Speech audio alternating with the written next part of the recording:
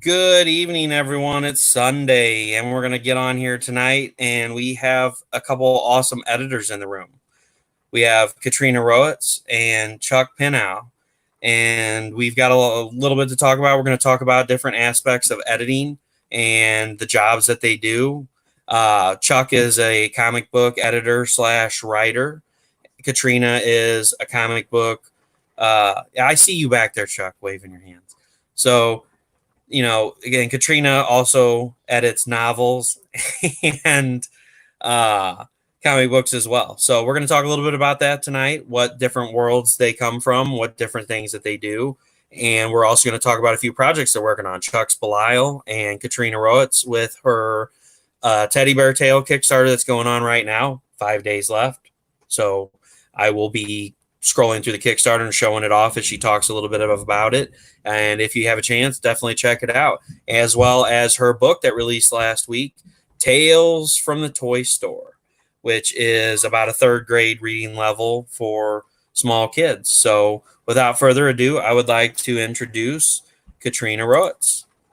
Hey, guys. Hi, Katrina. Hey. And just for the record, so everybody knows, it is storming like crazy here. My power's already went out once, so this may turn into the Chuck and Katrina show. So it's going crazy right now. The only problem is we can't end it, so it may go forever. That sounds like the perfect show to me. What's up, Chuck? What is up? How you guys doing? Yeah, Good. we're doing good. I'm don't telling think you, I need be... to put myself in the middle so you could be my. Keep us separated. You don't know what's going to happen. I don't think it would be a Russell Allen I'll have production. an angel on one shoulder. Oh, and the devil. I like that. Yeah, it'd be. Yeah. Like that. Yeah, you're gonna be the devil on one shoulder, and we got the angel on the other shoulder. So last night, what happened with StreamYard was we've had storms for the last few days. I reset my router, but by the time I got my internet back up, you guys were getting ready to end. So I was like, whatever, I'm going to bed. I've had enough for one night. So, that thing went on for almost 3 hours. So yeah, I feel you. Yeah, it was ridiculous. Man, and I just sat around watching Law and Order SVU last night. You should check out Phil Locklear Saturday nights, man, unscripted. That's the place to be. I will do. Yeah. I didn't know about that one. No. Yeah, we get a little crazy and a little out of control sometimes, especially when Jim drinking and we were drinking and everything. It was great. So I'm just sharing out right now because Facebook kept kicking me out since my Wi-Fi to my phone went out. But let's talk a little bit about editing. Katrina, if you want to start out for us. Well, look at Chuck's face going, yeah, go ahead. Tell us about editing. Tell me about editing. Editing at its most basic is helping your story become the best thing it can be. Chuck does a lot of developmental editing with comics. I tend to be more with comics on the proofreading side, although I do a little developmental. Developmental is, let's get your story right from the beginning all the way to the end. I'm your comma. Please don't use a semicolon here. An ellipsis has 4 dots, or not 4 dots, 3 dots. Ooh, that was bad. Don't listen to the editor. She doesn't know what she's talking about. Clearly, do what I say, not as I do. Yeah, exactly. Yeah, well, I mean, I see a lot of times ellipsis. Is 2 or 4. It is 3, guys. Just so you know, it's 3. So yeah, I don't know. What do you want to know about editing? Well, we both do it. We do it a lot. So I want to know. So when we talk about editing, I want to know a little bit about. That was cool. That was timing. See it? Yeah. I heard it. Didn't see it, but I heard it. Yeah. Yeah. Well, I don't know what you heard more over that or my 3 and my 5-year-old screaming like banshees. Oh. Didn't hear that. Didn't hear the kids. So when we guys talk about editing, so Katrina, I want you to talk about what you do in part on your end, like your piece of what you do, like as far as novels and comic books and what kind of comic books you do, to whereas when Chuck talks about it, what kind he does. That way, if somebody is in the market for putting a book out there and creating it, who would contact you, Katrina, or who would contact Chuck in All right. essence of what they're looking for? Okay, well, I, as Chuck probably has seen, you might have seen as well, Russell. If somebody's looking for a developmental edit in comics, I send them to Chuck. He's better at it than I am. I don't necessarily always have the patience for how long that process takes. I'm not going to lie. It's the truth. I do a little more developmental when it comes to novels, which takes just as long, but it's something that if you actually go to my website, I don't actually advertise it as an option. So it's something I do more for people that I personally know, and I know that they've been writing for a while. But I do copy editing. I do proofreading. So with a copy edit, I will go through your book or comic, and I do corrections as far as grammar, punctuation, point of view. Have you all of a sudden gone from first person to third person?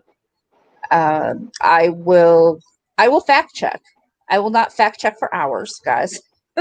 So when you're writing, please do a little research on your own, because you talk about, we talked a little bit before we came on live about, things that make it easy, things that make it tough. People who don't do their own research make it really hard. So what do you mean by fact checking? Could you explain that a little bit? So let's say I'll use an example. A number of years ago, I did a novel where it was a spy espionage novel. Okay. And the writer, now granted, look, I'm not a spy. I'm not, don't work for any CIA or anything like that. Oh. But I know I'm well, maybe I do. Maybe I just don't want to out myself. Okay. Gotta be That's careful. what a spy would say. That's what a spy would say. She would say she's not doing that. But so what you're saying is we got to worry about there being spy cameras in our toys from the toy store? You don't know. You don't know what I've tucked in there. I mean, come on, Amazon's a big deal. You don't know what they're doing. That's all I'm gonna say. The book is a drone. If it suddenly mysteriously appears on your doorstep flying like this, you should be concerned. But I mean, in this particular book, the gentleman, and it was taking place in current times, and he kept saying that they were handing off floppy disks. And I kept saying to him, okay, now look, I haven't been able personally to buy a computer in 5 years that has a floppy disk drive on it. Not to mention, floppy disks are incredibly vulnerable pieces of technology. I really just don't think that this is how this organization is handing off information. And of course, he argued with me, and I think it stayed in the book in the end because he just refused to change it. But it's that kind of thing. If you're going to be writing about, giraffes in Africa, know that giraffes live in Africa. Don't put them in Japan. They probably don't live there naturally. They were put there by someone. So I get what you're saying. That's probably a zoo kind of thing. But if I'm going through a book and I see something and I go, I'm not sure that's right.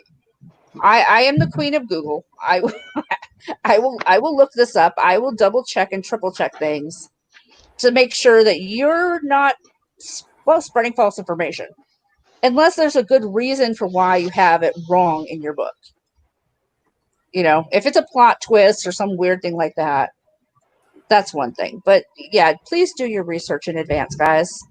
Don't leave it up to Chuck and I, because that takes time away from us doing other things that could improve, upon whatever you're doing. Well, and you bring up a really good point there, Katrina, because what a lot of people don't recognize, especially since the two of us are freelance editors, and there's a much big difference between freelance editors and an editor that works for another company. So because we're freelance editors, you're the boss. So we can tell you this shit's wrong. That's not, that never happened, blah, blah, blah. But they don't have to listen to us. Right. And so it really comes down to, if you're going to hire us, you better fucking trust us. Like, it's important. It's a big part of the job. Now, we're not infallible, but you at least have to look at what we're doing and think about it. And the worst answer I hate getting, and I know Katrina's going to agree with me on this, is when you say, dude, this really isn't going to work. I don't think it's a great idea. And they go, but I like it. Oh, fuck off. That doesn't matter. Or I asked my cousin and they said it was awesome.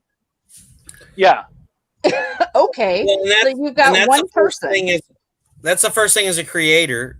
So, I mean, it's kind of an interesting show. I'm writing a book. You guys are both editors. You know, as a creator, we have to give that freedom to let our ideas go. So, you know, a publisher, so to speak, may take a great idea and say, I don't like this. Hey, Ed, how are you? A publisher may say, take a whole idea and say, I don't like this, change it. But an editor is not going to say, I don't like your book, change it. They're going to say, I don't like this part. I don't think it fits. It needs to change. As a creator, myself, we need to accept that and say, what can I do to make it better? You know, we have our stuff edited for a reason. We don't send it to the editor just to say we had it edited, so it's good. We send it to an editor to get another set of eyes to go through and say, does this work for me? Will this work for the reader? What needs improvement? Okay, well, Russell, you have this part about Davis and Clayton in the book, but you don't really give a backstory, so there's really no connection there. Okay, well, you know, what can I do to fix that? Okay, well, you know, go back and say why Davis and Clayton are, you know, important to the main character. So then you go back and rewrite that and you send it to you and you say, that's freaking awesome. That's phenomenal. So now the character will attach themselves to these two characters. So then when something happens to them, they will feel something instead of, oh, well, those are just two people that the main character know. That's stuff like that we need to be more open to say, okay, well, what can I do to change it? Same thing with art. You know, when I have sent art out to the artist for my book, I haven't said, you know, hey, you know, this is what I want you to do and this is what you need to do exactly. I've given them free reign. I said, this is what I want. This is the basis for the character. Show me what you got. Do it how you would envision the character based on my words. And they've all delivered. And they've all said, you didn't ask for edits. The only thing I did was say, I love what you did here, but let's improve upon it. That needs to be the same relationship we have with an editor. I need to be able to say, I love what you, I need to hear, I love what you did, but we need to improve upon it. And then I need to know, how can I improve upon it? That's the point of having an editor. If you're paying an editor to go through it just to have their name on it, to say I had somebody spell check it, and if there's a fuck up in the book, it's their fault. It's their fault, yeah. Well, and I would also say trust is, I think, one of the number one keys when working with somebody, and communication being the other one. But keep in mind, guys, you guys are paying sometimes a hell of a lot of money to get this advice, to get, you know, to hear what we have to say. Why throw your money away if you just are going to do what you're going to do? You know? Yeah, it's like paying to go to college and then telling the professor they're an idiot and you don't believe anything they say. It's no different. Yeah. Well, I know more than you, even though you have a PhD. Yeah, even though you spent 15 years doing research, you know, me, I've got Google, so I know more. Yeah. I'm a Google doctor. Yeah. got a PhD in that. I'll do what I want.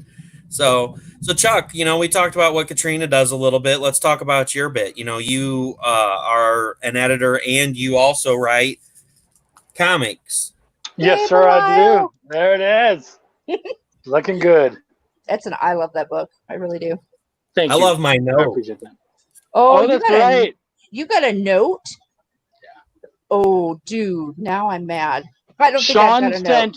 Sean sent yours out, so you can deal with Sean. So I got to be mad at Sean now. Okay. Yeah, Sean. That's between you and Sean. I'll take on Sean. I'm not afraid. So what do you do, Chuck? Okay, well, so like she said, I tend to be on the developmental side. So preferably, I prefer to be to come in even before you go to script. So I want to hear, I have an idea, and this is my outline. And if you don't have an outline, I'm going to tell you to make one. Because, and I get people who get on my ass for outlines all the time. No pantsing, Russell. People get on my... Oh, go ahead. So you know, that's the conversation we had when we were in the pre-show is, you know, I'm a planner and a pantser. So I plan things out. Like I messaged Katrina back in February when I had this grand scheme of finally, after people talking to me about it and saying, "Oh, you're writing a book. Why haven't you put it out in 10 years?" And I'm a pantser and a planner. I plan things out. So I messaged Katrina. I'm like, "Hey, how does the editing work?" I'm like, "Well, I'm not gonna have a book for like 5 months or so." And there goes my power again. Third time's the charm. So, I'm like, I'm both. So I plan stuff out, and I planned out my book. I want this to happen, this to happen, this to happen, and this to happen. And then everything in between's been like canceled. I'm like, I'm filling in. But that's an outline. Like, I don't need you to plan out everything. What we want to do, and the way I explain it to people, is you want to create the pillars of your book. You imagine like a house. And so you're putting up the pillars, you're getting all the beams set up and everything. So we know the main things that we have to hit. But of course, everything else ends up being putting up the walls, putting up, all the other stuff. So all that stuff ends up being the flavor text, maybe some special moments that people have between each other. It still gives you room to do some improv, do some pantsing, and have some fun along the way and feel it out. But at least you know the major points that you have to hit. And this is especially important because people will say, "Oh, I'm doing a 3-part miniseries." And I'm like, "Okay, well, I want to know what the 3 parts look like." And they're like, "Oh, you're only editing the first one right now." I'm like, "Yes, but we need to make sure that we're heading in the right direction." So I want to see that here to here. Yeah. If they don't want to give me an outline for the 3 parts, that's almost like a game ender. Like, that's almost like, look, if you can't trust me enough, I'm not, like, put me on an NDA, do whatever the fuck you want. I don't care.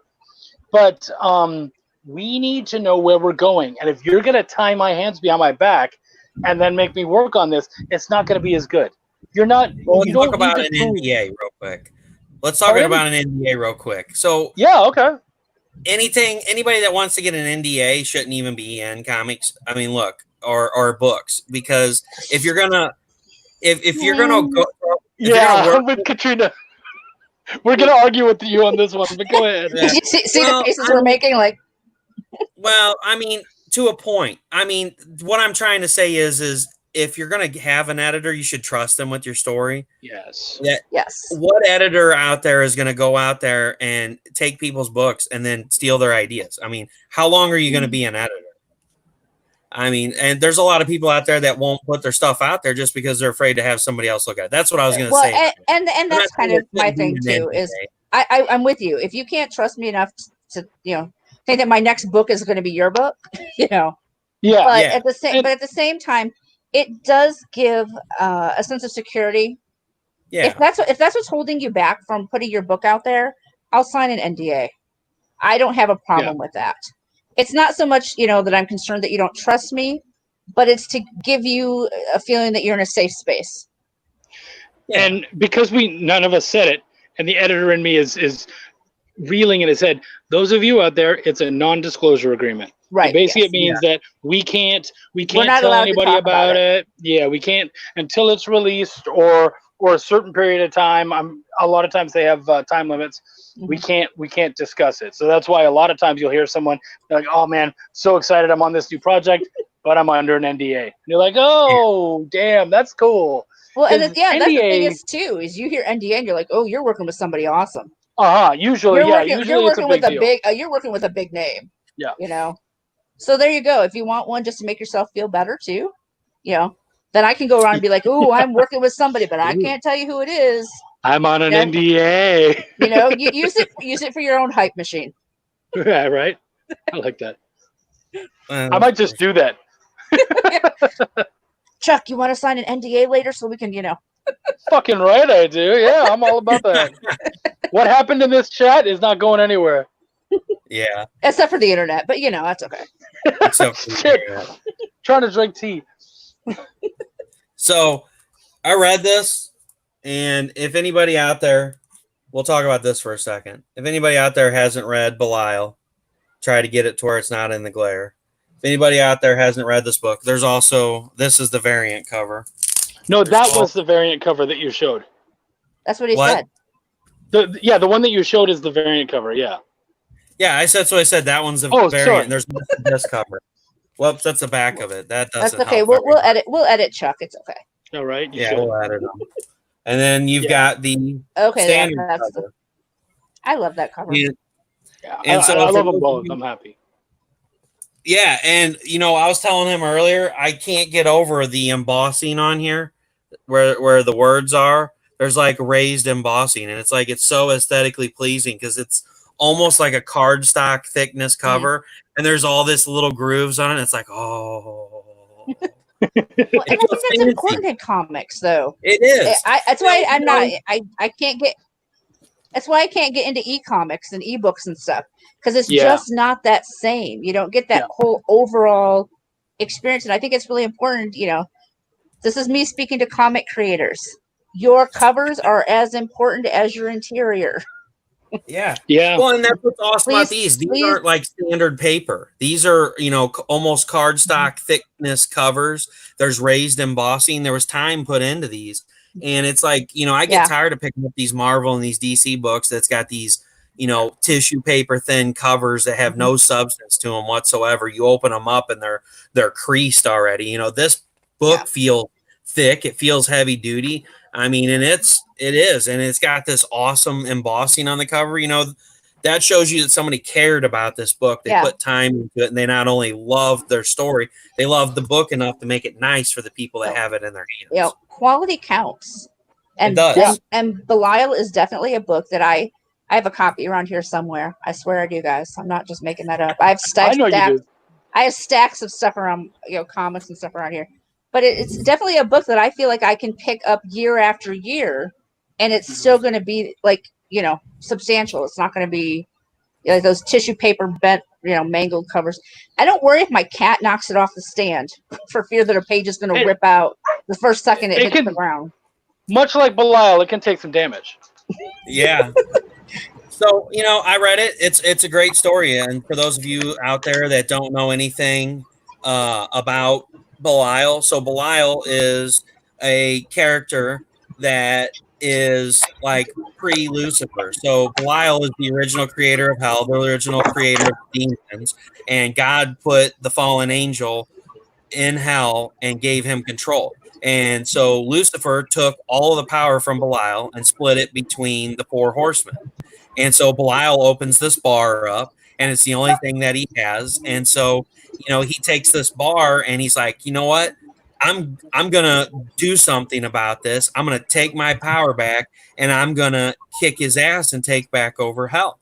And so this is the story of following Belial going from his shitty bar and bar fights and going out there and challenging the four horsemen and getting those powers back so that he can take on Lucifer and regain hell.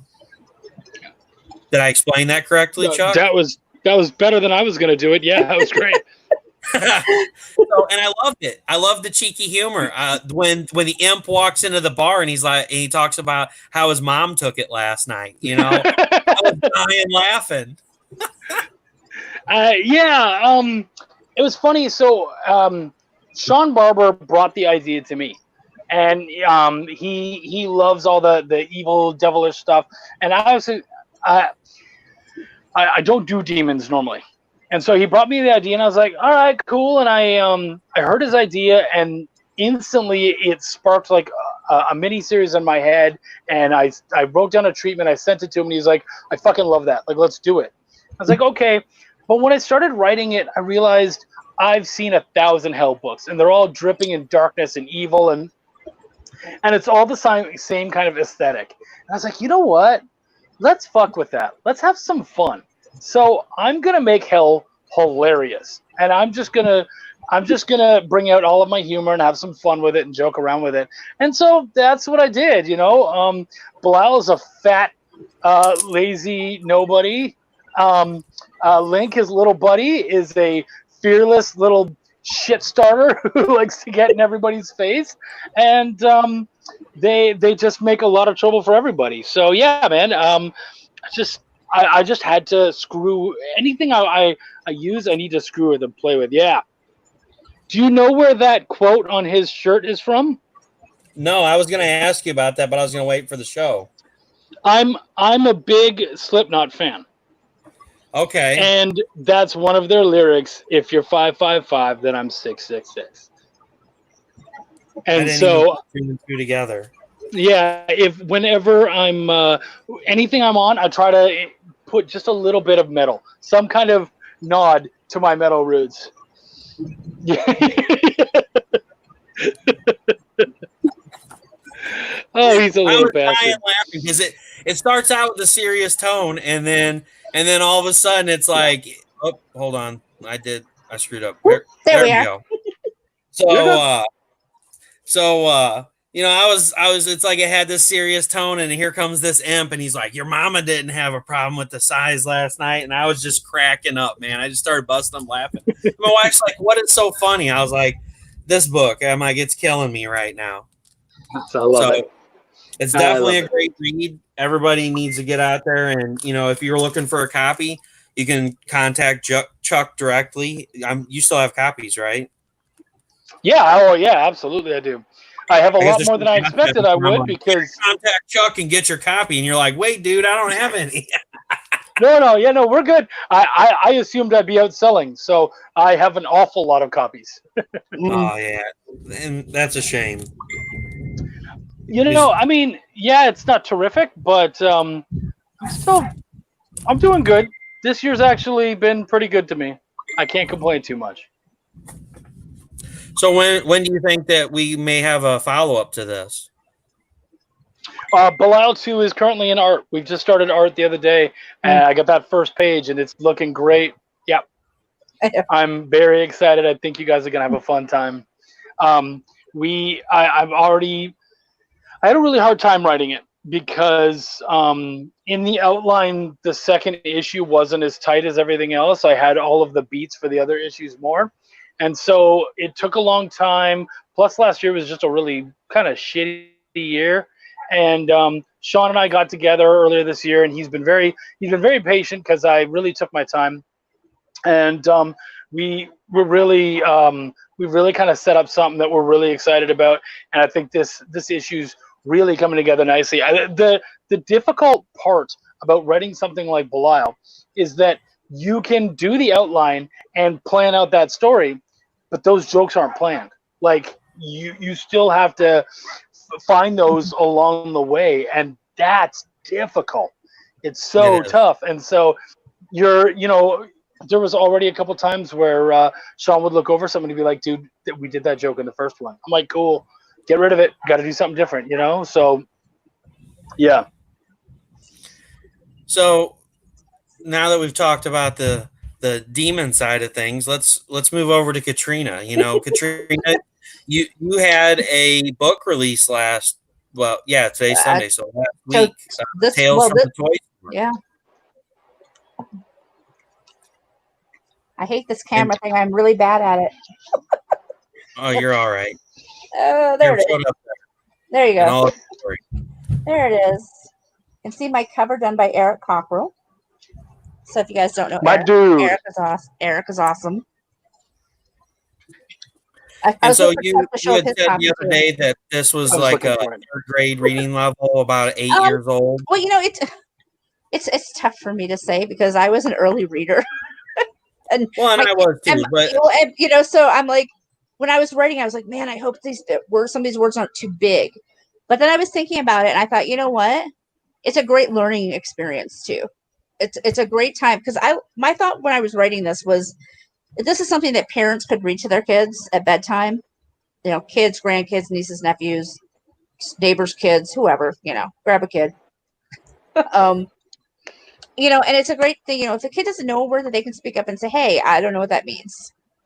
And you can teach them. I remember reading like the Percy Jackson series to my kids when they were younger. And they'd come up a word and they're like, "I have no idea what you're talking about, Mom." And so then we talk about, what does that word mean? What's it mean in this context? What's going on with the characters? So you're kind of hoping if there is a word or two in here that's a little out there, it's more of a learning experience than a hindrance for reading it. But yeah, it is 20 short stories, all kids, all based on toys that live in a toy store. These are actually toys that we own around my house. I keep this guy's here. This is, oh my gosh, I hate this camera. This is Twee. He's a little tiny otter. He's in one of the stories. There's tigers. There's, what else we got? Tigers. We have dragons. There's a monkey. Isn't there a rhino? There's a few monkeys. There's Rhino and Rhino's grandpa. There's a little stuffed like a rag doll kind of thing. There's a giraffe. Like Raggedy Ann? Similar. We have Baby Sam is what his name is around here. He's just Sam in the book. But he is a toy that my youngest son got when he was about 3. And he just dragged him around everywhere. Just kind of an overstuffed doll, but all fabric. So there's a little bit of every animal for everybody, I think, in there, with more animals and toys coming in the next book.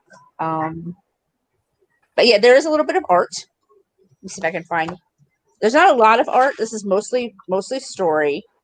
But I did want to include a little bit of art for people. This is It's like a weird roaming thing. This is Toby. Toby is a gnome who lives near the castle in the toy store. All the art in the book was done again by Eric Cockrell. Fantastic guy, really fun artist, easy to work with, which I loved. Him and I were almost on the same page from moment one. He was like, "What do you want the cover to be like?" And I was like, "Well, I was thinking this." He's like, "Oh my God, I've actually already started looking for pictures as reference for that exact thing," which is the best thing you can ever hope for when it comes to working partnership with anybody. Is they're immediately on that same page with you. So yeah, but yeah, that's my book. It is currently available on Amazon in ebook and print. If you're like me, and I actually think it's easier to read to kids if you actually have the book versus sitting there with a tablet. Yeah. That's just me. Maybe you're a tablet person. No judge. That's out there if you want that too.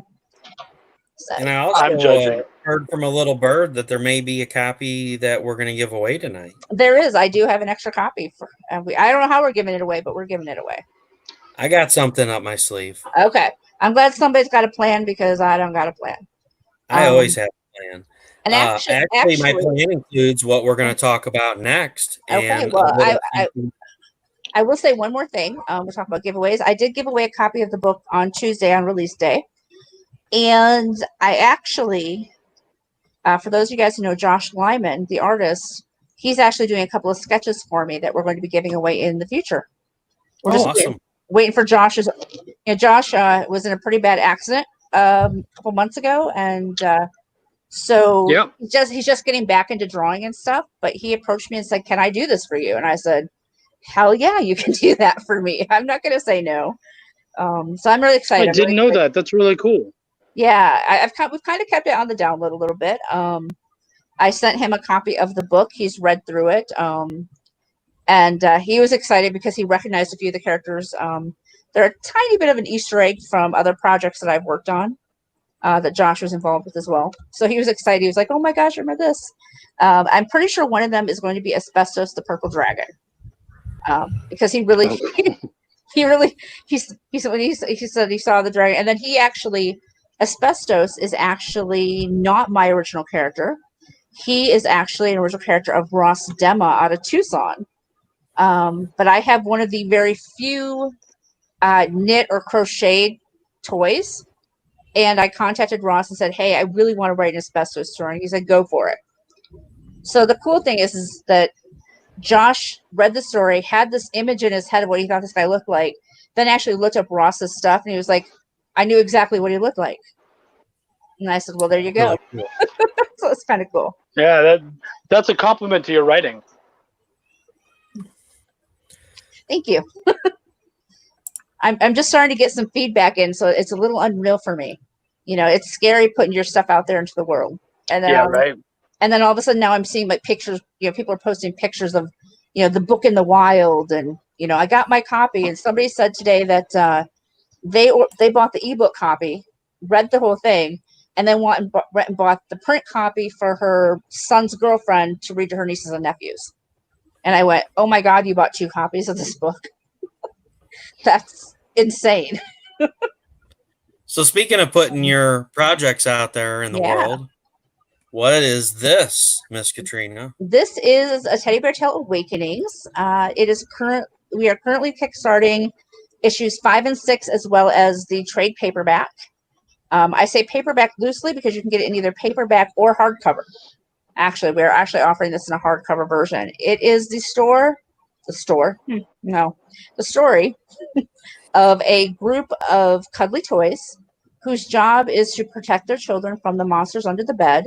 The monsters under the bed, their job is to come out and try to steal the child's spirit, the thing that makes them a child.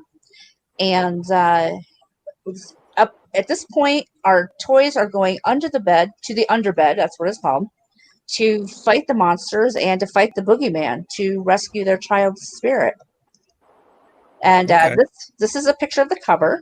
So you see our 4 heroes there, and the boogeyman looming over. And this cover has my favorite of the monsters.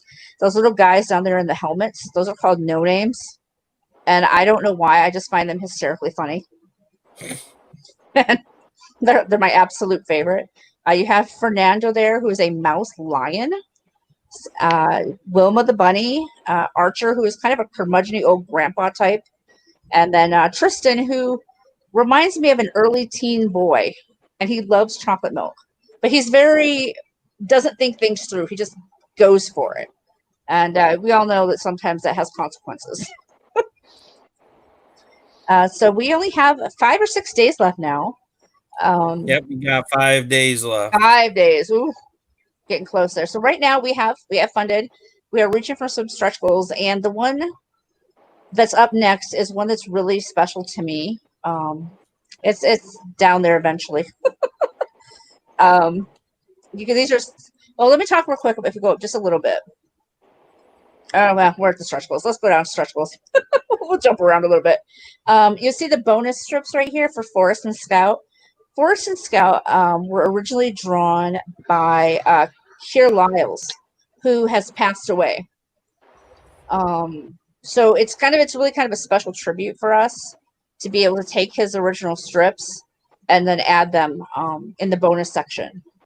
It's kind of a memorial, honorarium for him. That's really cool. Yeah.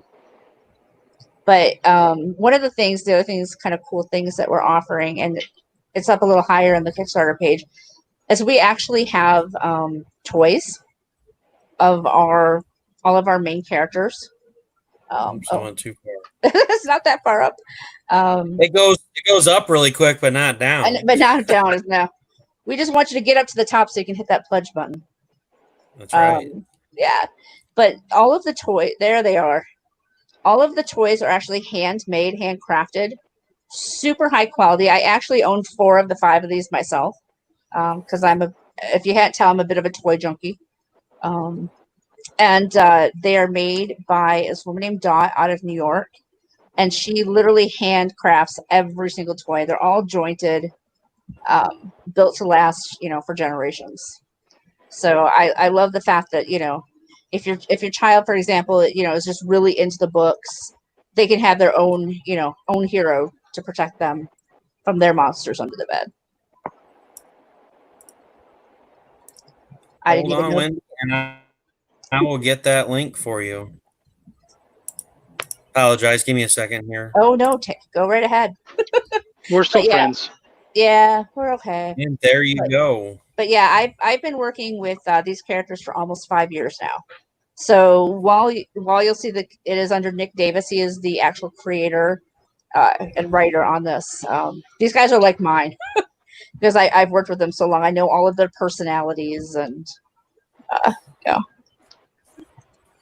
Which helps a lot to do like voice edits and stuff like that. That helps a lot. Yeah, because I can say, "Oh no, Fernando wouldn't say that." That's not something that he would do. Wilma is a badass. She just is. She's an older toy. She is the older sister's protector, and as you can see, she takes care of everything. She has what we call the Tiny Ted Army, which imagine like Beanie Babies, like little small like Beanie Baby bears. She has a whole army of them, that will help protect when they can. So you talked about these characters here. These are no names. Nope. What? Those ones at the top are Jarheads. Oh, so these are Jarheads. These are the no And then names. those are the no names with the helmets and the. And I don't know what those are called. Goblins. Oh. Little bad guys. I'm just in love with the no names because they're funny. They always say really funny things.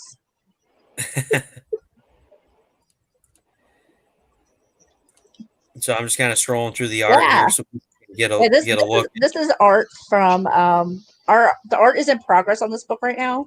Our artist is Veronica Smith. She is also out of Michigan.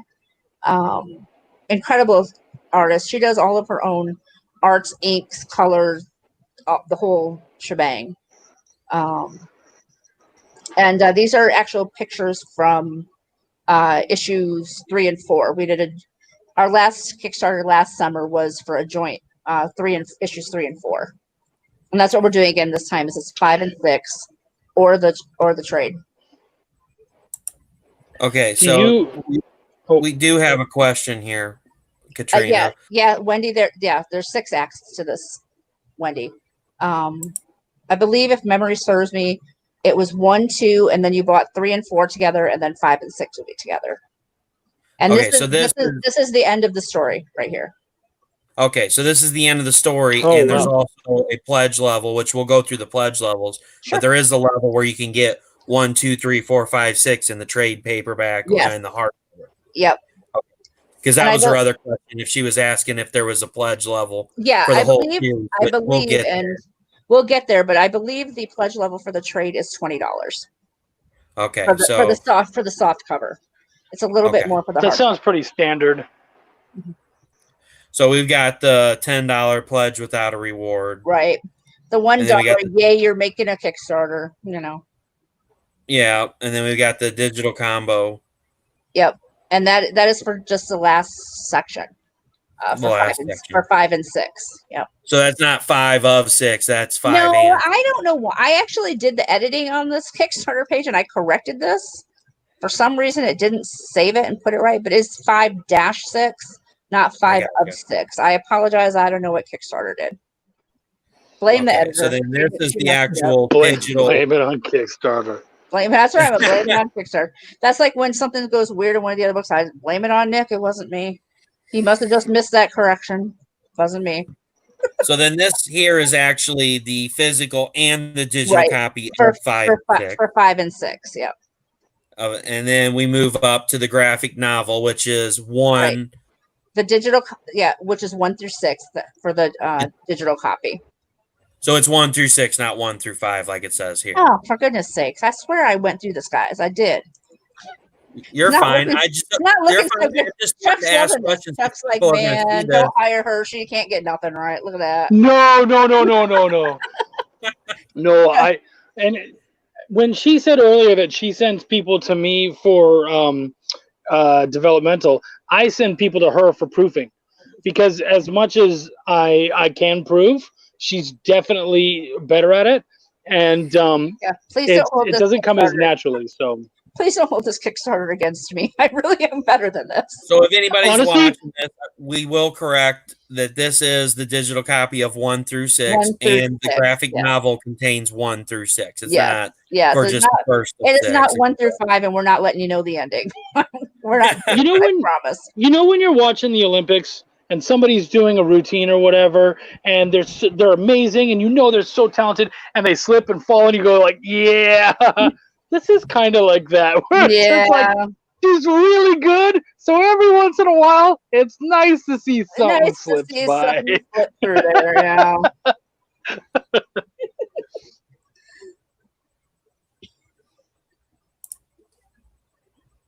But yeah, if anybody has any questions, feel free to ask here. Private message me. I'm happy to answer anything I can regarding either book. I've been kind of quiet the last few days, and so people are like, "Are you guys all done?" No, promise, not done. I just got a little burned out on promotion. I needed a couple of days to reset.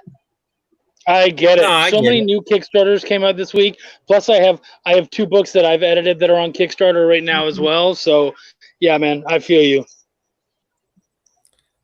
All right, come on here. There we go. All right, so back where we were, I had to refresh there for a second because things were looking crazy on my side. So then we've got the trade paperback, which you get the printed and the digital of 1 through 6, And producer credit. So you get and your produce. name on the, like the thank you page kind of thing. I'll be right back, guys. Okay, no problem, Chuck. Kick him. Bye. I love Chuck. Chuck Yeah, can easily and go then back we've and got forth, though. so then we also have the trade paperback and the comic book. So you get the And digital, the comics, so you get the digital, you get the printed, you get the producer credit, and then you get the printed of just 5 and 6. Okay, so you get the final printed comic, not the right, first 2. Okay, right. So that's for the people who maybe already have the first 2 and want to wrap up their series and maybe say give the trade as a gift. okay. And then we also have the collector's edition. And the collector's edition is where we go to the hardcover. So it is $10 more than the soft cover. You get the digital comic, you get the printed graphic novel, which is the hardcover, as well as the producer credit. And as far as the collector's edition goes for the hardcover, are there any special things about the hardcover? Or is it just a hardcover? I think it's just the hardcover as far as I'm aware. Okay. I don't think that you're not getting really necessarily anything more than the hardcover. Okay. And then you got the obviously edition. then you add in the soft, then you add in the printed comic for 5 and 6. Okay. And then we start getting down, I think, into the toys. Oh no, we have Origins. So Origins is you've got the digital, you've got the printed of the hardback, and then you have an illustrated the Teddy Bear Tales, which is one of our, I guess one of the origin books of where we first started with these characters about 5 or 6 years ago. Okay. So it's a whole separate book. That's really cool. Yeah. And then there we go. Then we get into the toys, and that we showed in the story or showed in the picture. Can't talk tonight, guys. So this is the actual. You get a printed hardback of the entire book. You get the mini Tristan teddy bear and producer credit. Right, as well as the digital copy. Here, let me scroll down to the toys so we can talk about which toys are which. Sure. As we're going through these, let me find it again. All right, there it is. There they are. So the mini Tristan is your top left. So this is Tristan here. This is the mini. That is the mini Tristan. That is the mini Tristan. Yep. All right. So then we get Archer. to. Yep. And then you have the sidekick. So you have Archer in the middle, and then you have Fernando the Mouse Lion.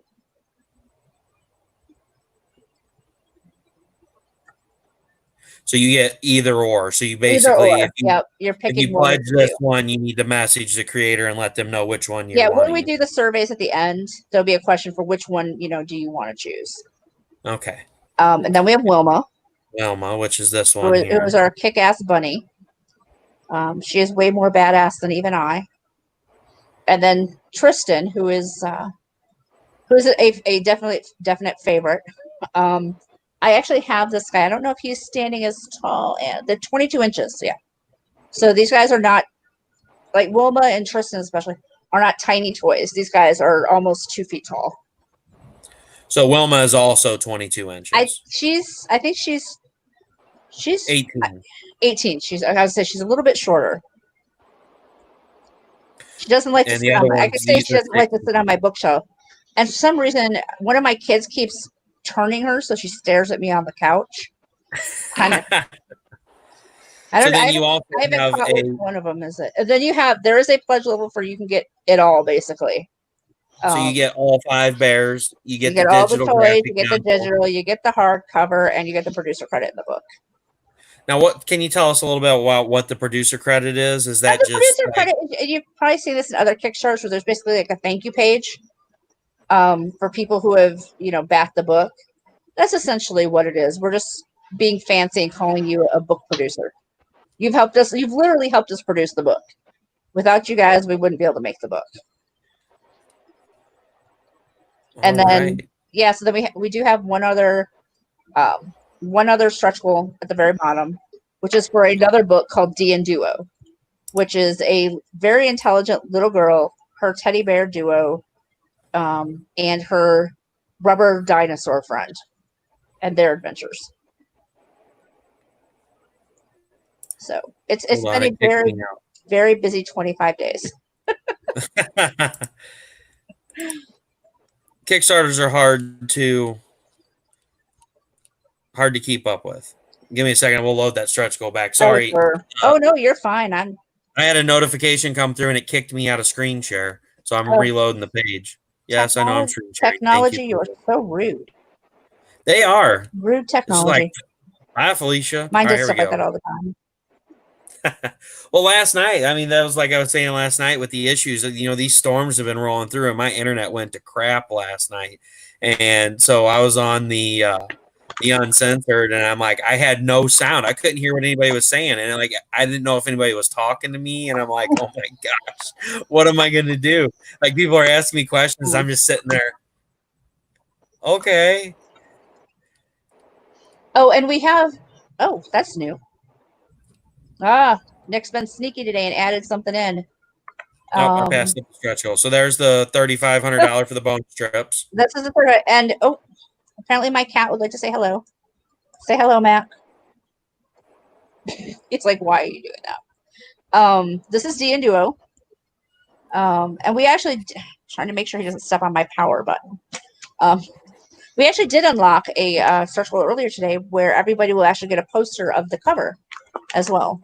So a print of the cover. It will not be fancy framed like that, though. So nobody panic when they come in. It's not fancy framed. I've already started panicking. I know. Chuck's already worried. So there's the next stretch goal after we break the extra page. Yep. The art strips. Yeah, there's the Odo. And this was, I didn't know this was happening. Sneaky Nick must have added this earlier today. Where we're actually, I guess, going for an action figure. And with 5 points of articulation. So I would imagine all 4 appendages and the head. And then the neck. The head will turn. Yeah. So yeah, that is Tristan. With his handy dandy shield. He's a little bit Captain America with the shield, just whipping it and chucking it. And not always successfully, though, as Captain America. Sometimes it goes a little haywire. Yeah, so that is Awakening's Twilight. 5 more days. 5 more days. Hey, what's going on, Lewis? Thanks for joining in. So yeah, definitely, guys, if you haven't checked out the Kickstarter yet and you like what you see, definitely give it a look over. I am really excited about what I see on there. I'm definitely going to try to hit it up before it ends, kick a few dollars towards it, hopefully get the hardcover because it looks like a fun ride. Now, is this project kid appropriate, or is it kind of? It is definitely all ages. It is definitely all ages. It's an adventure, though. So if you have kids who maybe get a little situational fear, with monsters and boogeyman and stuff, but we've got the good guys. The good guys are in there fighting. I was listening to Sean Barber's live stream last night, and he has been reading this with his daughter. And he said that she made him go buy chocolate milk because Tristan loves chocolate milk. So she made him go buy her some chocolate milk. So make sure you've got chocolate milk on hand just in case. And I will add the link. There's the link again right there. Definitely check it out. And thank you very much, Wendy. Wendy went and backed the trade. Yay! Awesome. Thank you, Wendy. Yay. Thank you very much, Wendy. That's awesome. And if you guys would, please share that link out there. Let's help break those stretch goals and get those strips in there. I mean, that sounds like an awesome thing, taking some pre-drawn, pre-written out strips from somebody who has recently passed, and let's get that memorial added in there, and then forever ingrain those strips into that book. That's really cool. So what other kind of projects? Let's start out with you, Chuck. What other kind of projects? I need to rest my voice, Chuck. You talk for a few minutes. Oh yeah. Well, I'll help you out. Thank goodness. What What other project? can we look forward to? Well, so right now I have 2 projects on Kickstarter. One is Swords and Silence, which is the second part of a 3-part like old school Kurosawa style ninja epic. Very cool. Swords and Silence. Swords and Silence. And it's basically that one is about an assassin who has left the guild and now is trying to live his life, and the guild is not interested in that happening at all. I've heard those guilds can be mean. They're not pleasant. All right, let's kick this up there. You want to talk about it a little bit, Chuck? Yeah, I'd love to. Yeah. No, please share it. Yeah, I'd love that. It's by Connor Bartel. Well, sorry, I didn't know if this was like a secret. I don't want to put anything out there and get anybody in trouble. I mean, it's Kickstarter. None of it is a secret at all. Okay. I've edited this book. I edited the first one as well back in 2018. This is done by Connor Bartel, a really good dude. He also did Grimwood Crossing, and of course the first book, Swords and Sorrows. And yeah, man, this is just a really badass tale. If you like ninjas and Japanese culture and all that kind of stuff, it really kind of it's infused in every bit of it. A really good story, and there's a lot of the sort of headspace of what a person would deal with in that world. So this is kind of like a Ghosts of Tsushima type tale for anybody that's interested in that game. It's kind of along the same lines as that. I'm interested in it as soon as I'm done The Last of Us 2.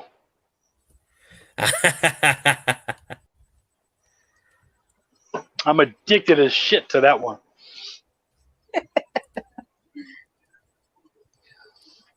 So yeah, he's got lots of good stuff, and Adigan's work is beautiful. He just has a style all his own. So yeah, that's a really good book. And then the other one I'm working on that's coming out soon is Seed Seekers by Martha Schwartz, and that's an origin story, and that's coming out soon. It's her working with Robert Nix, and they're making an origin tale for that. And she just funded today, didn't she? Yeah, I believe she did. Yeah. What's the name of that one, Chuck? Seed Seekers. Seed Seekers. Whoops. Yeah.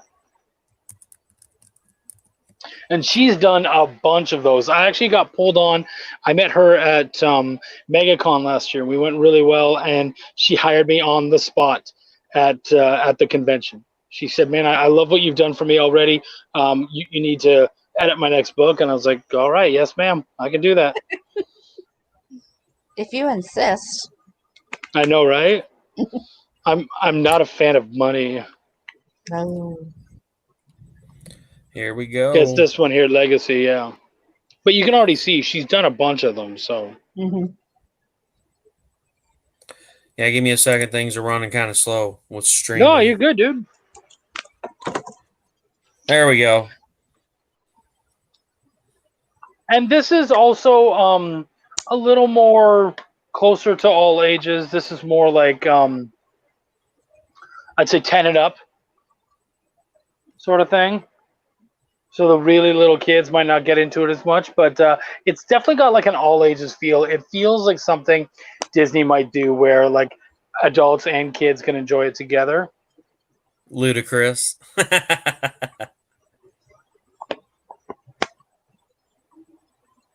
Her character designs are so fun. Yeah. Yeah, they really are. Yeah, they are really cool. I like the style.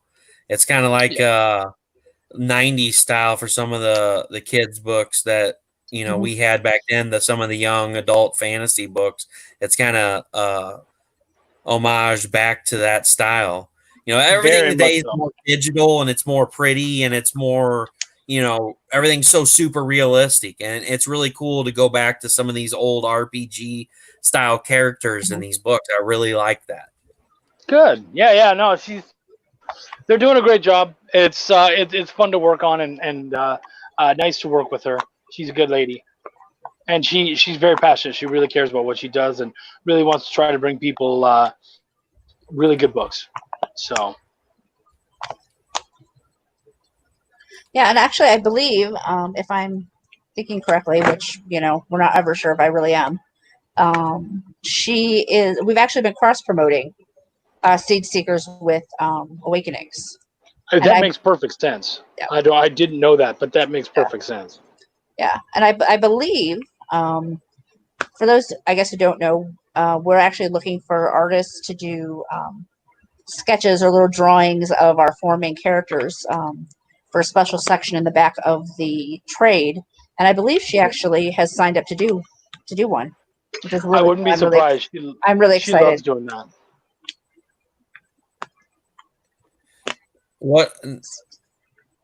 Sadly, you said you guys have a cross promotion with Awakenings. Yeah, well, basically, I mean, like today we posted an update for all of our backers saying, "Hey, go check out Seed Seekers." And she would have done the same. And she would have done the same. And I know that we've, kind of posted about each other's Kickstarters and stuff. Said, "Hey, go check out. This is really cool." It happens an awful lot. Because you're trying to help the other Kickstarters out there, but also be helped. So, whatever of your fans that are there specifically for your project, maybe they'll look at their stuff and vice versa. Yeah. If you like all ages books, go check out their all ages book. Yeah, absolutely. And I really like that because I hate when people say things like, "Man, I'm not sharing my fans with you." Dude, there's no such thing. No one is a fan of one fucking thing. You know what I mean? Nope. So stop that crap. You don't get to hoard them. People aren't like that. We love tons of things. So if you know that, someone likes, like the Teddy Bears book, if you know that someone likes that kind of thing, you might be like, "Oh, Seed Seekers is probably something that would be right down your aisle as well." I remember being at a convention, and I had these two people. It was actually MegaCon. It was the same convention. They walk up, and they're completely in the steampunk regalia.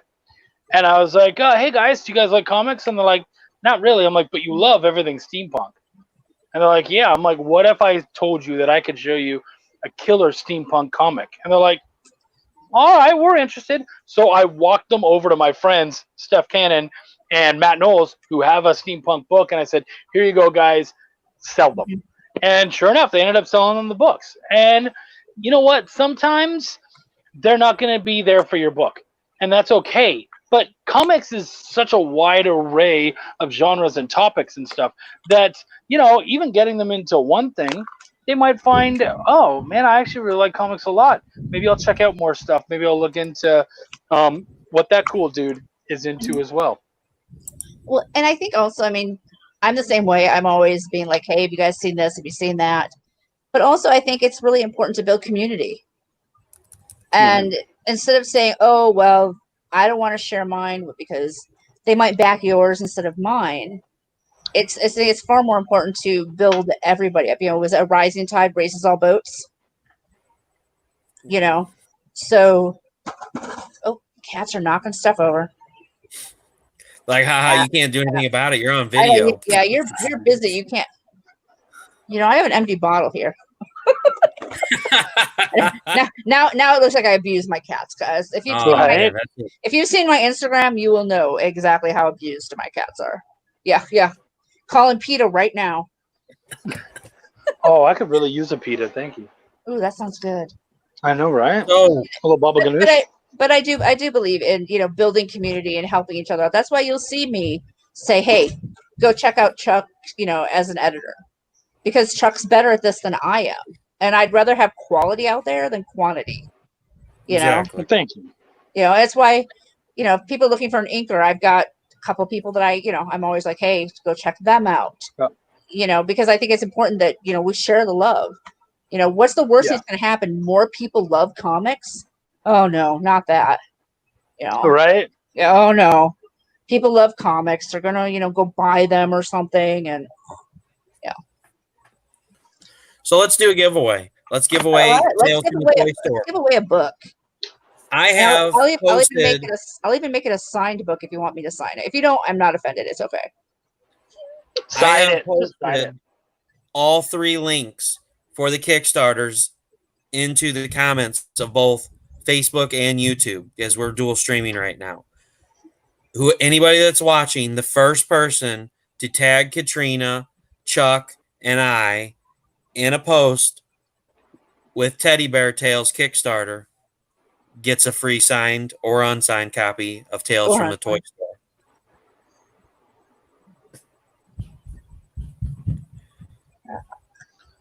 Now we're just watching our notifications. And I'm Yeah. looking over at Facebook when anybody tag me up. Bing. Oh, okay. There's your I made winner. it simple for you. Usually everybody has to look for these links, but I made it simple. They're in the comments. Copy. Yeah, but you saw how easy it was. I was trying to give one away. I literally said, if you can tell me the name of the book, you can have it. And Chuck, I message people. I'm like, get on here. You have kids. You need this book. Show the support, share it out, and comment Tales from the Toy Store. And you know what happened? They messaged my wife and are like, is this real? I'm like, yes. Well, it was. It was, but after an hour, we gave up. Yeah, right. I'm just like, guys, we gave away the first one, easy peasy. I made it super simple for the second one, and nothing. Everybody's like, but I just bought it, and I'm like, well, that's awesome, thank you, But I still would like to give this copy away. Please take my book, please. I bought my copy. It's true. He even posted a picture to prove it, and then held it up on his live stream. And I was like, "Oh my God, look!" Yep, and I put it on Instagram, which I don't use a lot, but true. He did. He put it on. It was on there. Yep. Yeah, I poured that one out. But he bought it. Are we sure he can even read it? Is that on his level? Well, he said something about his 10-year-old. Maybe she's reading it to him. This motherfucker right here. Starting shit. You had to know. Come on. Right? Come on. You knew what you were getting into when you're like, oh, both of them are going to be on there? Yeah. And I love to start trouble. So, dude, is anybody out there? Somebody tag me in a teddy bear tale with a Kickstarter. Share it out. I swear this is the hardest book to give away. I'm telling you. It's because most of us are fairly selfish, and we're just like, oh man, yeah, I want to get a book for me. But it is a good book for anybody. Like, really, I remember early on, this was I want to say 2 years ago at least, Katrina sent me one of the stories. The first story in the book, yeah. Yeah, you sent me that story, and I read it, and I remember exactly what you said. You said, I don't want edits. Just tell me if it's good or not. I was like, yeah, dude, it's good. Okay, shut up. Don't say anything else. I'm like, all right, no problem. Well, yeah, and he didn't shut up. That's the truth. He didn't shut up. But he then proceeded to tell me what he got from the story. Well, that's good, right? Which was no, I'm not complaining. I didn't complain then. I'm not complaining now. I'm just saying you didn't shut up. But I'm not good at that. But he, you know what? The thing is, he saw something in the story that I didn't even see when I was writing it, and I was like, I don't remember that. Well, you were talking. You guys would have to read the first story to know exactly what it is, but it's about Horace the Tiger, and we were talking about it. He was like, "Oh yeah, no, I can see how it completely relates to like depression and and then fighting your way out of it and all of that." And I went, "Oh yeah, huh." I just thought it was a kid's story. But you honestly, but you never know. Kind of when you pick something up, we talked about. I don't know who I was talking about, or maybe it was I don't know what show. I've been on a few podcasts this week, guys, so it's all kind of merged. And I've seen a few live streams, but somebody along the way was talking about the difference between comics and novels, and how comics, you have all the images there, and so a creator, you're kind of telling people what you want them to see. Whereas stories and novels, everybody who reads it can come up with something 100% different. Mm-hmm. So when I wrote it, I wasn't necessarily writing it to have a moral or a theme or, anything like that. It was just a cute story about, a tiger and a teddy bear and a rhino. And it turned out, to have this, much deeper meaning to some people. And, don't be afraid of it. I saw somebody on Facebook, somebody I know in the comics industry, post something about Animal Crossing. And what is it with all these 30-plus-year-olds playing Animal Crossing? Isn't it time to grow up? Oh. And I love the first response says the man who reads funny books. Yeah. And my response was legitimately, I play Animal Crossing. I read kids comics. I play with Lego. Your fandom doesn't have to be my fandom, and vice versa. You know what? But a lot of times, just sheer escapism in like a kid's story. There's no pressure. There's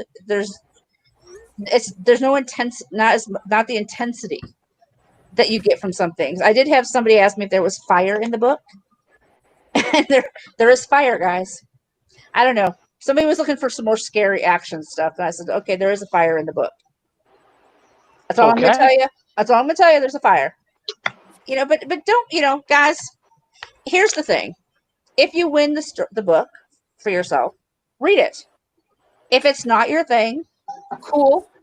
I'm not going to be offended. I mean, you don't have to tell me. But even if you did tell me, I'm not going to get offended because not everything's for everybody. But I can almost guarantee that every single one of us knows a kid. Yeah. So if it's not your thing, if it's your thing, keep it, enjoy it. If it's not your thing, give it to a kid. Hey, take it down to one of the little free libraries. Yeah, right. Enjoy Chuck Sealing. Whatever you got to do to get through it. But I take books down, so we have a shelf in our library that's just for free books for anybody to take and keep. Maybe your library has something like that. Donate it to the local children's hospital. There it is. And his is more pristine than mine because it hasn't been, beat up like mine has. I have nothing to say about that. Although, mine's not signed. His is so not that's signed. what's going to happen. Mine's going to have to get signed at some point. Yeah, he's going to have to wait till either he heads up here for a show or I head down there for a show. Yeah. Or we'll just wait just to have shows. Or just have shows. Or we'll just show up on Eric's doorstep one day and surprise him. Ooh, yeah. Hi, Eric. That's a plan. Right. Right. And did we get somebody? Yep, we did. Yay! I'm so excited. Who won? Who is it? Mary, I don't know how you say your last name. Egg? Congratulations. Awesome. Congratulations. I'm so excited. That's amazing. Woo! I don't know you personally, so you can friend me on Facebook. I'm easy like that. Chuck, don't say anything. Yeah, I know. I opened the door on that one. But wide open. I know, wide. I'm just making it worse. But if you want to message Russell your address, I have ordered the books. They are not here yet. Amazon is really funny. They are being super fast about shipping out orders of the books to people who order them and really slow about getting me my author copies. But as soon as I get those in, I will, sign. I know who it is, so I'll get their address and I'll find out if they want it signed or not. Yeah, and then Russell can just get me that information, and as soon as I get them, they will go out in the mail. And they have a granddaughter that'll really enjoy the book. Oh, that's fantastic. That's exciting. I love that. Yay, I'm so glad we gave it away. Me too. I thought, man, I'm just going to have this one book floating around my house. And we're going to be giving it away for 3 months. We're like, she's just going to write a random address to some state and somebody's going to get a book. And you're going to be like, what the hell is this? Congratulations, you won. I didn't enter anything. I didn't enter any. That's okay. We don't care. You won. You won. Congratulations. Tell all your friends about it. Yeah. Here's my business card tucked in the back. So, one thing I didn't say about the book, and I don't know if Chuck's kids like to color, but in the back of the book, there is a note from the author, and there is a link at the bottom of that. And if you go to that link, you can download all of the artwork from the book as coloring pages. So you can print those out and color them. And then if you put them up on Instagram, please tag me, because I would love to see what you guys think the characters look like. Come on, Chuck. I think that's a challenge. I think we need to have a coloring contest. Coloring contest. Yeah. I don't know if I can color between the lines. I'm not. Maybe that's I'm a writer for a reason. Maybe that's what I'll do to give away Josh's art. Is I'll have a coloring contest, and I'll just put everybody who enters. I'll put your name in a hat and pull it out. The next time Chuck's live, he's gonna be covered in paint. It's gonna be on his hands, Yeah, right? on his face. He'd be like, "I thought we were saying finger paints. I got out the Crayolas." I used my nose, the whole thing, man. Melted the wax myself, and then just went to town. It hurts. I have no fingerprints now. That's right. Maybe, That's tough, man. maybe if Josh does too, I'll give one to this best sob story too. So to speak to Josh's work, Josh actually did a variant cover for Cat Dad and Supermom, which is a kid's book that I helped co-create and edit. And his work is phenomenal. So just to speak to that, he's actually from Austin. We've talked a couple times. We're hoping to meet up at some point. But yeah, man, his work is amazing. So I think you guys will really like what he brings to the table. Yeah, I might not be as much of a challenge to give that away because Josh is proven, whereas I'm not quite yet. I'm not saying anything. I will. I'm gonna pull a Kermit and just drink my tea. Just drink your tea. Chuck's being so well behaved tonight. I know, it's kind of scary. You got a kid's book, man. What the? I've already dropped some F-bombs.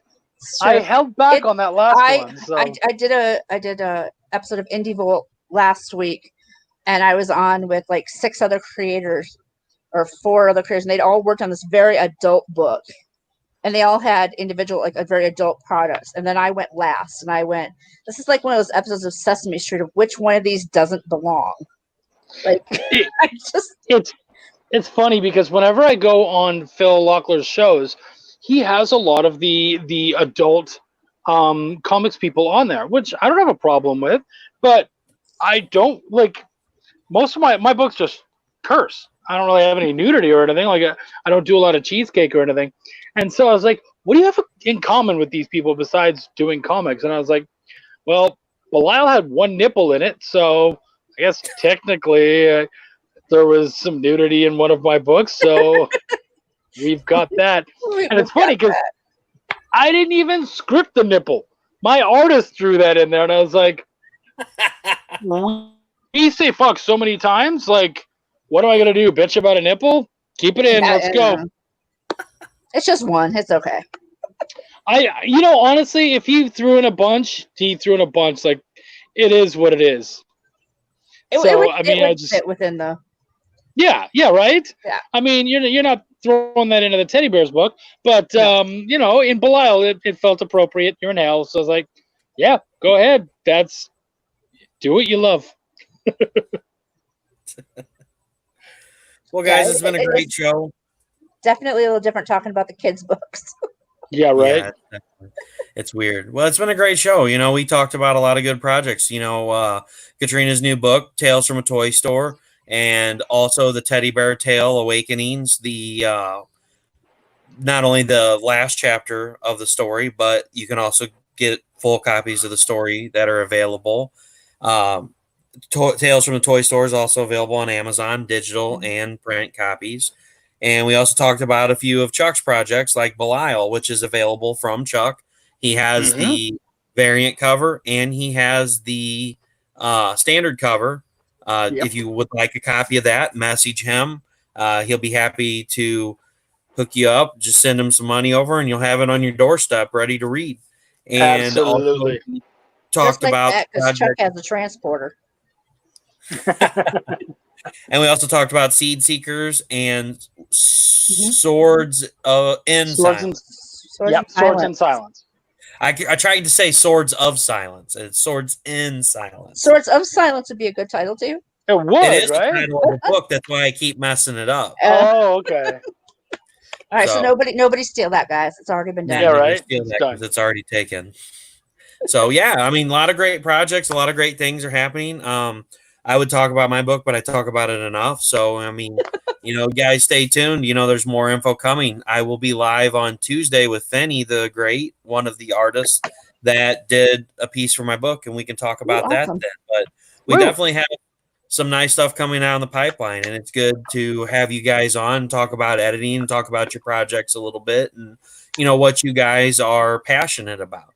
Because it really shows through the editors being passionate that you guys really care about these projects. It's not that you just get these projects and you're like, all right, I edited it. Here's your project. Get out of here.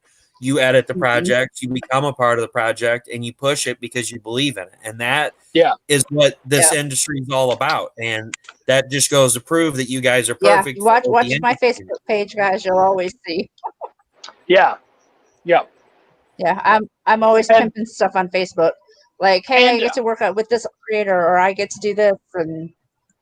And I think I can speak for both Katrina and I. If you have a question about editing, you can feel free to get in touch with us and ask us away.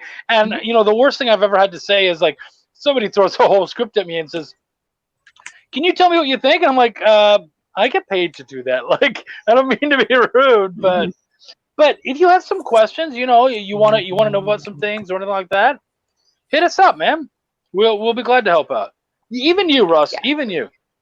Even me. Even freeze frame. Even you. I'd even help you. Good old freeze frame. Look, no freeze frame tonight. So I know you did good. I'm personally very proud of you. I'm very proud of you. I even showed off some Kickstarters. Yeah, you're on it tonight. But yeah, why is it that during a lightning storm, when you have every right to freeze up, you actually did really good? The only time that I can be like, oh, it's lightning outside, I have a good excuse, and I don't. Yeah. Extra energy pumping through the system. Right. Yeah, supercharged internet connection. But yeah, what Chuck said, absolutely. Hit either one of us up anytime. I have had to do what Chuck has said. I'm happy to look over a page or two, and maybe give you some feedback on what's not working, and maybe what type of editing that you're going to need for this. But but I have had to say, I had somebody come to me with like 40 pages. I said, God, I get paid for this, and like you, I have kids to feed. The cats insist on eating on a regular basis, so I do. Well, well, it's funny because everyone assumes things they've knocked over. Everyone assumes that, so I'm gonna go into Hawk right away, and it's like, no, it's not like that, man. Sometimes it's just as simple as, let's sign a contract saying that you're gonna pay me when the Kickstarter funds. Mm-hmm. Like, it really is that easy. But and I've actually, was talking to, I think maybe it was Sean last night or somebody, I don't remember. But, I am absolutely willing to barter services. Yeah, maybe 100%. We're joking around on a live stream last night about how some people are really good at promotion and at marketing. And I personally feel like I really suck at it. And I was joking with this person. I said, can I pay you to be my hype man? I will offer you editing if you'll be my hype man, because you're better at it. You've got the ideas. And I just sit here and go, oh my God, it's day 25. What new thing can I say about this book? Marketing's tough. And it's, don't get me wrong, it's an awesome book, and I'm still super, super excited about it. But when you're constantly putting it out there, sometimes, you need another take on it. But, I'm willing to barter for services, I'm willing to do payment plans if necessary. Yeah. Don't think that you just cannot afford an editor. Because a lot of us are out there are willing to work with you, so it's the fairest thing for everybody possible. Don't be afraid to ask. All right, well, guys, I'm going to put a knot in it and tie it up and call it a night. I appreciate you guys being on. If you guys have any questions, you can hit up Katrina on Facebook. You can hit up Chuck Tastic or AKA Chuck Pineau on Facebook as well. definitely check them out. They're an awesome group. They got some awesome projects, and we look forward to what they have what they have coming out soon. So thanks a lot for being on, Chuck. Thank you, Katrina. Thank you. You guys have a great night. Alrighty. See you guys.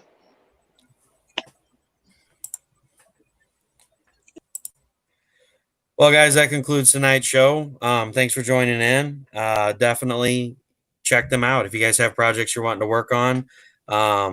If you have any questions about editing, give them a shout out. And like I said earlier, I have a show Tuesday. Come check it out. I have Finney the Great on. We're going to talk about my book and their art, and should be a good time. So thanks for showing up tonight, and have a great night.